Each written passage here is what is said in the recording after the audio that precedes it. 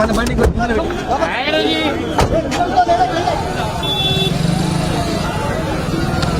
Side side side side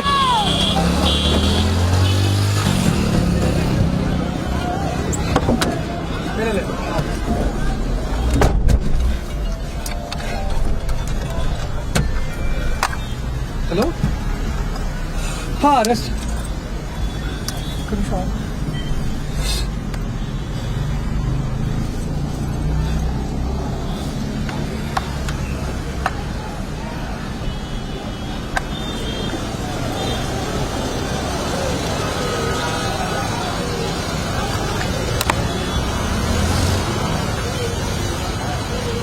Telangana Bhavan దగ్గర ఇప్పటివరకు ఒక హై డ్రామా చోటు చేసుకున్న పరిస్థితులు. బాల్క సుమన్ తెలంగాణ భవన్ నుంచి బయటకు వచ్చి మీడియాతో మాట్లాడారు.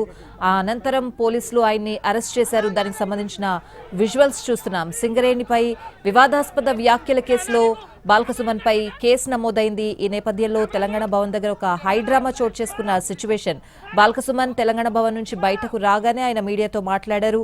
అనంతరం పోలీసులు కూడా తెలంగాణ భవన్ దగ్గర మోహరించి ఉండడం, ఆయన్ని అరెస్ట్ చేయడం జరిగింది. దానికి సంబంధించిన బ్రేకింగ్ విజువల్స్ చూస్తున్నాం.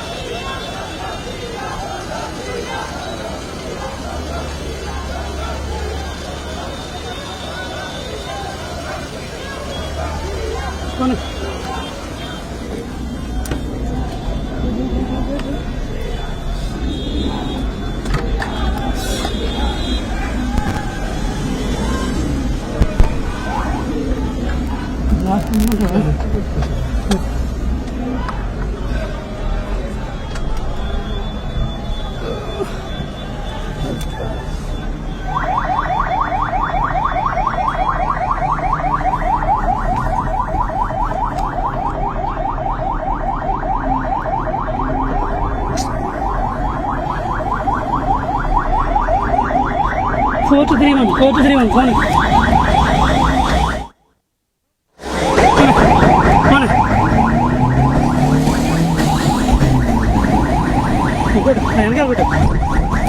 ఎక్కడ ఆపు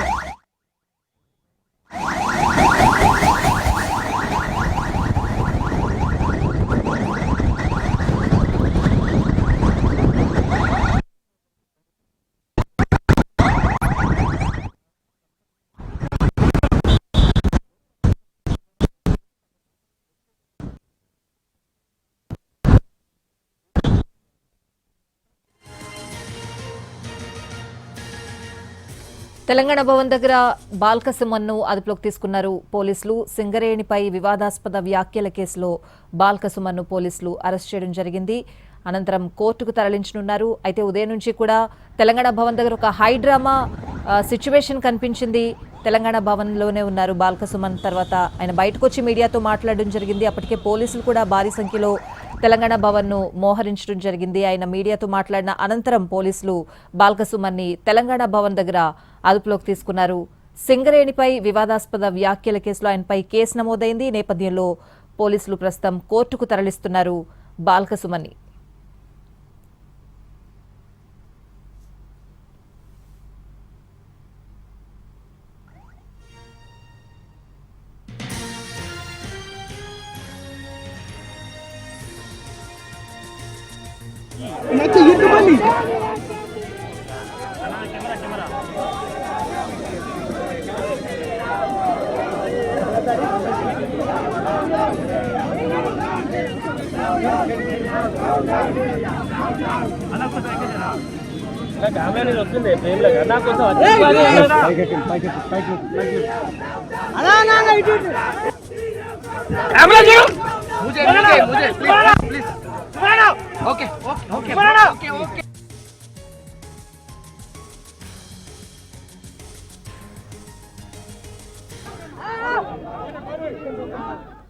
సింగరేణిపై వివాదాస్పద వ్యాఖ్యల కేసులో బాల్క సుమన్ను పోలీసులు అదుపులోకి తీసుకున్నారు. ప్రస్తుతం కోర్టుకు తరలిస్తున్న సిచ్యువేషన్ కనిపిస్తోంది. పూర్తి అప్డేట్స్ అడిగి తెలుసుకుందాం. మా ప్రతినిధి రవి ఉన్నారు. రవి, బిఆర్ఎస్ భవన్ వద్ద బాల్కసుమన్ పోలీసులు అదుపులోకి తీసుకున్నారు. ప్రస్తుతం నేరుగా కోర్టుకు తరలిస్తున్నారు. బాల్కసుమన్ బయటకు వచ్చే ముందు మీడియాతో కూడా మాట్లాడారు. మీడియాతో మాట్లాడి బయటకు వచ్చిన తర్వాత బాల్కసుమన్ పోలీసులు అరెస్ట్ చేశారు. అరెస్ట్ చేసినటువంటి తరుణంలో ఉద్రిక్త పరిస్థితి కూడా చోటు చేసుకుంది. అక్కడ పోలీసులు వెహికల్ లో సుమన్ ఎక్కించిన తర్వాత ముందు కదలనివ్వలేదు. కాసేపు అడ్డుపడినటువంటి సిచ్యువేషన్ కూడా మనం చూసాం. గందరగోళమైనటువంటి పరిస్థితుల్లో బాల్కసుమన్ పోలీసులు ప్రస్తుతం తరలిస్తా ఉన్నారు. ప్రస్తుతం రోడ్ నెంబర్ 12 మీదుగా నాంపల్లి కోర్టుకు తరలిస్తా ఉన్నారు.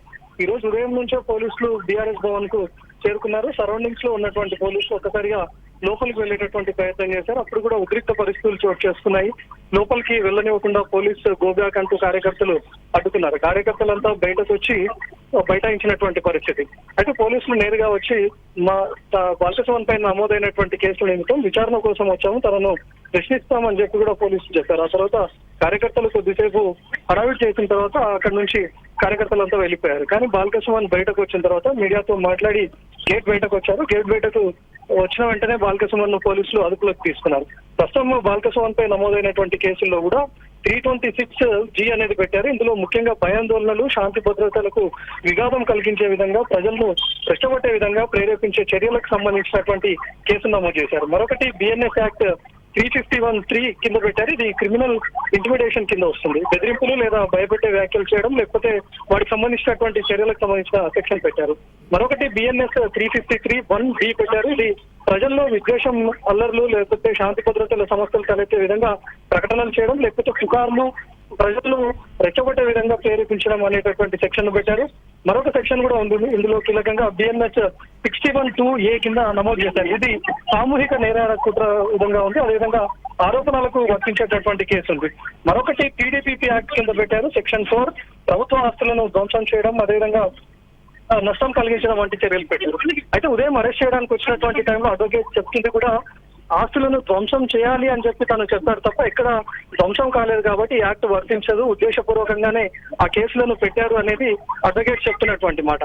సాధారణంగా రైట్ ఆఫ్ స్పీచ్ కింద అలాంటి వ్యాఖ్యలు చేస్తూ ఉంటారు ముఖ్యంగా. కానీ ఎప్పుడైతే వ్యాఖ్యలు చేశారో ఇమ్మీడియట్ గా అలాంటి యాక్షన్ జరిగినా, లేకపోతే ప్రజా ఆస్తులను ఎక్కడైనా ధ్వంసం జరిగితే అలాంటి సెక్షన్స్ వర్తిస్తాయి తప్ప బాల్కసుమన్ పై పెట్టినటువంటి సెక్షన్ అప్లికేబుల్ కాదు అనేటటువంటిది వాళ్ళ తరఫున అడ్వకేట్ చెప్తున్నారు. సో ప్రస్తుతం పెట్టినటువంటి దానిలో తను బాల్కసుమన్ చేసినటువంటి వ్యాఖ్యల్లో కూడా రండి మనం సింగరేణి భవన్ కు వెళ్దాం, అక్కడ ఉన్నటువంటి వాటిని ధ్వంసం చేద్దాం, ఎక్కడైనా రైలు రోకోలు కూడా పెట్టి రైళ్లను కూడా మొత్తంగా అడ్డుకుందాం, వాటిని ధ్వంసం చేద్దాం అని చెప్పి తను చెప్పారు.